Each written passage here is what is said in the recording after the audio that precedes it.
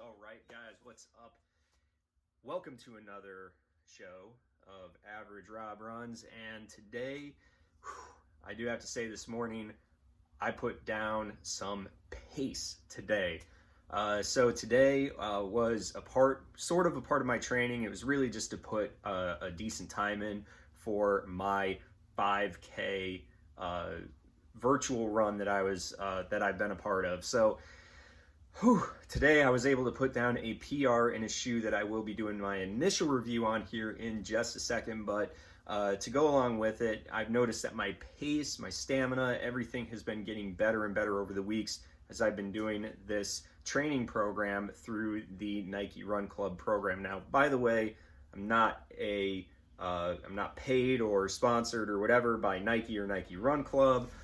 This is just my personal review because there's other programs out there that offer the same thing where they've got guided runs, coaching, so on and so forth to kind of help you with your running. So that is why I'm kind of speaking to you about this, because you can go through Strava, you can go through Runkeeper, you can go through all these other like apps and programs, and they have like these guided runs where coaches will help you go through the program to get you ready for whatever run that you're going to do, whether it's a 5K, 10K, half marathon, full marathon. There's programs out there that will help you do that and have the coaches that you can listen to moving forward. So the program that I do really kind of helps with like doing interval training, which has helped me over the past like few weeks that I've been able to work the program, which I think I'm on like week 4 or 5 right now. But I've been doing a lot of like interval training, a lot of recovery runs, a lot of long distance running. It's really like 2 days, I think 2 days of recovery runs. There's one long run day, which is the last run that I do through the week. And then the other days are recovery runs or just take days off, rest days, because rest days are just as important as regular days are. So kind of keep that in mind when you're doing these runs. You don't want to burn yourself out, but they also kind of like the guided runs. When you follow these guided runs, they kind of give you ideas like mentally and kind of have somebody to listen to keep your mind not only focused on the run, focus on the task at hand, but also kind of get you like out of the mindset of like, oh my gosh, I got to keep the pace and I've got to keep going. They just kind of allow you to maybe focus on other things. So that's kind of a great thing. And I do have to say, I got to thank my neighbor that lives down the street for helping me out, because she is not only a former marathon runner, recreationally, not professionally, but she's also a retired respiratory therapist. So she's given me some tricks to kind of help me with my breathing as I go through these runs.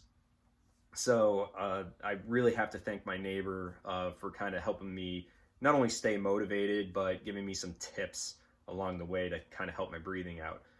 That being said, going back to that 5K that I did today, I set a personal best today, which was like astonishing. That was my goal when I went out today, because I knew these particular shoes are supposed to be like super fast and a lot of energy return and so on and so forth, that I knew going into this run that I was going to need to, be able to run this particular pace and hopefully set a new record. So again, virtual 5K, just wanted to set a time and be able to get it done before the end of the month. Technically, I still have, I think it's like another 8 days before the end of the month. So, but I knew today was going to be a perfect day. The weather was perfect outside to be able to do that type of run. So, was able to get it done. Definitely exhausting, but was able to get it in. I'm very happy with the turnout that I had. And the shoe that I was using was this shoe here right now with me. And it is the, yep, you guessed it, Saucony Endorphin Speed. What a fantastic shoe this shoe is. Go into it. We'll kind of talk about it. It's an initial review, by the way. It is not the full review of this shoe. The initial review of it, because I've only done about 5 miles in this shoe, so it's still very fresh. So we'll go into the upper, go into the midsole, and then we'll talk about the outsole down here and really what makes this shoe special. So the upper is made of a really nice knit material. It's super lightweight. You can see it's rather scrunchy here. And to be honest with you, it has a really good breathability, and that really helps when you're out here in Florida when it's really, really warm. So one of the things that I just really liked about this shoe is just how breathable it was and how light it feels on your feet. The lockdown on it over the eyelet chain is fantastic. It didn't take me long to be able to figure out where this shoe fit really well. It does have a gusseted tongue, almost a sock-like kind of feel to this tongue, but it's got just enough padding up on the top, like right up at the top of the tongue, where you don't feel like the laces are kind of cutting into your foot. So I really like that about this particular shoe, was just how the upper just fits so well. And then the heel collar right here around your ankle, not a whole lot of padding, but just enough padding to kind of give you a little bit of comfort while you're going out there for your run. And then that heel pocket area, never had an issue. You can see where it kind of bevels up. It doesn't have that flare like a lot of other shoes are having. But I didn't have an issue with my Achilles rubbing up against it, feeling, terrible in any type of way. But man, that heel lockdown was so nice. I never once felt like my foot was wanting to come out of this shoe. It's just absolutely fantastic. And part of the reason why your foot would feel like it wants to come out of the shoe is part of what has to do with this midsole, which I'll get into here in a second. The overlays here, I'm not sure if it really does anything for any type of lockdown for your foot, but I'm sure there's a little bit of extra structure with these overlays on the side of the shoe. But overall, I mean, the upper just feels good. The toe box, slightly narrow, but I have to kind of expect it for a shoe that is going to be more aimed to being like a race shoe than it is a daily trainer shoe. If you understand what I'm talking about. So a shoe that is meant to be maybe only used for those type of events, running, 10Ks, half marathon, stuff like that. That's where I kind of feel like this shoe is more aimed for. But that being said, it didn't feel bad. It wasn't too narrow. It's not like wearing my Epic Reacts. My Epic Reacts are like because of the Flyknit material, it just feels like it just encompasses your foot. So it feels tight, even though I know it's not really that tight. It's just because of that Flyknit material. It just, it wraps and molds to your foot. This just, it was narrow, but it wasn't too narrow for me. It felt rather comfortable on the run, so I didn't have that issue with it. But it is slightly narrow, so I wouldn't really, if you have a wider foot, you'd want to order one that's, I don't know if these are available in wide, but you'd want to order one that's wide. Either that or this might be a shoe you just kind of want to stay away from. So that's that heel counter area. I'm not sure if this is providing any type of support back here, but it is, I mean, it's moderately stout back here. You can definitely feel that there's like a heel cup support around here. So that's kind of nice when you're talking about a long run kind of shoe. But you can definitely look down inside and just see how breathable this thing is. There's no extra plushness like what I would get on my Triumphs that I have. But it feels really, really good over the top of your foot. No issues there. It just felt really good. Positive shoe. Moving into that midsole, this is that Power Run. It's not Power Run Plus, it's just their Power Run midsole, which is a Pebax midsole. It does have I believe this is an 8mm drop, but you can just see, and I didn't pull up the stack height, unfortunately, but you can just see how thick that stack height really is. I'm definitely going to have to say this is probably one of the taller stack height shoes that I actually run in. Definitely close to 30mm on this. So, but I don't have that number put in front of me, so Don't quote me on 30 millimeters in the forefoot, but I mean it's a high stack height on this particular shoe. Midsole is super light. It is super light. It doesn't feel heavy on foot. I mean, this is probably one of the lightest shoes I own, and also one of the higher stack height shoes that I own. So that is just absolutely something. You can definitely feel, like, even with that durometer test, we'll do that here. You can see, I mean, super squishy, but it's got a ton of bounce to it. I mean, a ton of bounce to it. That being said, it does have a nylon plate inside this midsole. Now you might be asking, nylon plate, what is that? Well, a lot of shoes, expensive shoes, run a carbon fiber plate for their marathon racing shoes. Part of the reason for a carbon fiber plate, it kind of holds two purposes. One, because of the high stack height in the shoe, it provides a little bit of extra support, because the higher the stack height gets, the more unstable that foam can be, so you kind of feel, you know, moving side to side. So it kind of sandwiched in between all of this foam is a plate, and that plate just adds a little bit of stability between the ground, the plate, and then the bottom of your foot. So it's just a little bit extra support, so it doesn't feel unstable as you're running down the road.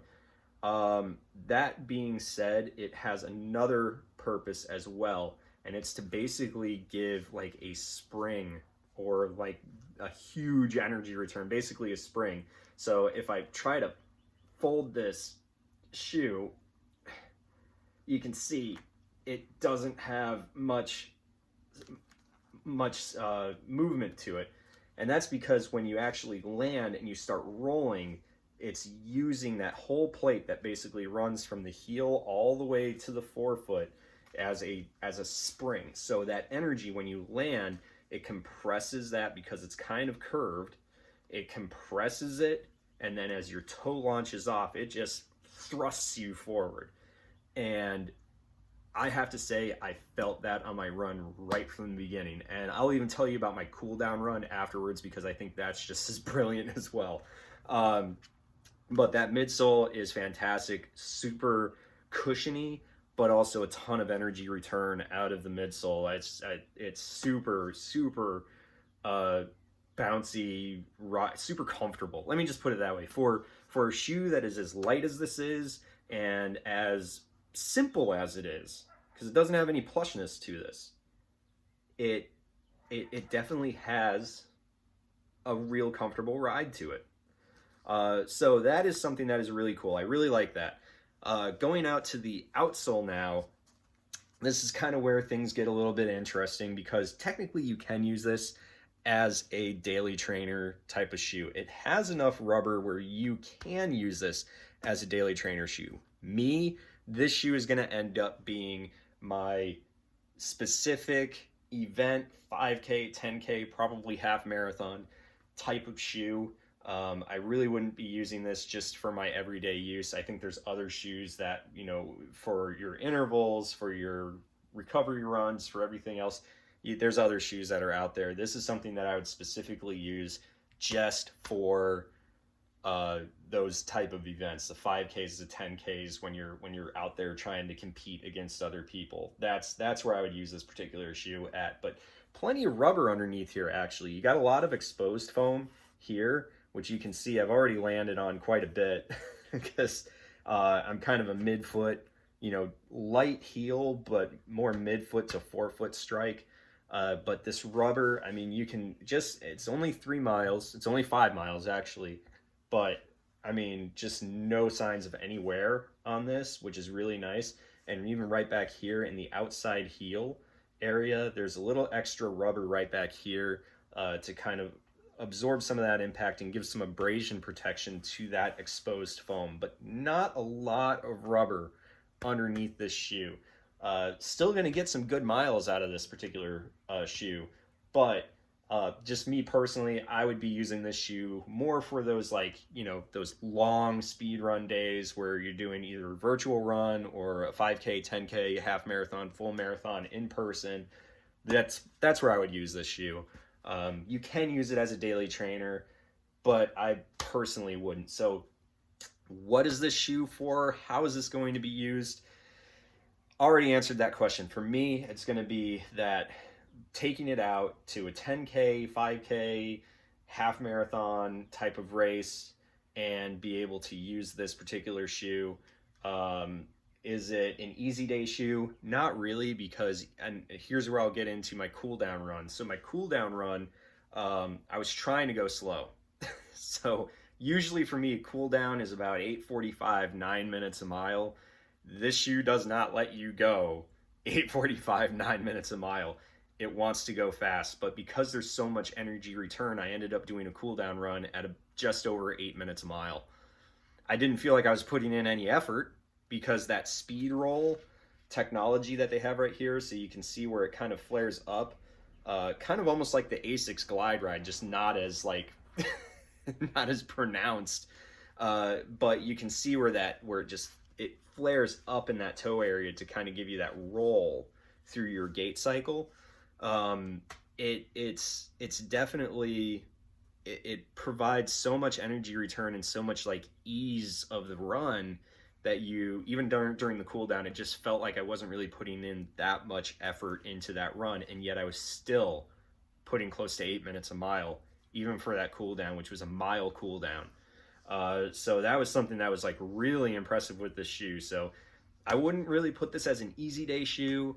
Long run is going to depend on what type of long run you're looking to do. If you're looking for a long run with a little bit of speed in it, I could see this being your long run with a little bit of speed. But again, if you're training for a long distance, a half marathon, full marathon, so on and so forth, there's other shoes that I would pick for a long run day than this. Because let's face it, even on those long runs, even on a slower pace with a slower shoe where you might have a little bit of speed penalty, it's training your legs for that long run. So when you get in a shoe like this shoe does so much work for you that if you're training, and let's just say, and I'm going to throw this out there because I have the Saucony Triumph 17s. Those are my long run shoes. When I go from the Saucony Triumph 17s to this, when I go for a half marathon, if I do a half marathon in my Triumphs, I know I'm going to have a speed penalty because they're soft, they're plush, they're heavy, and heavier. They're not super heavy, but heavier.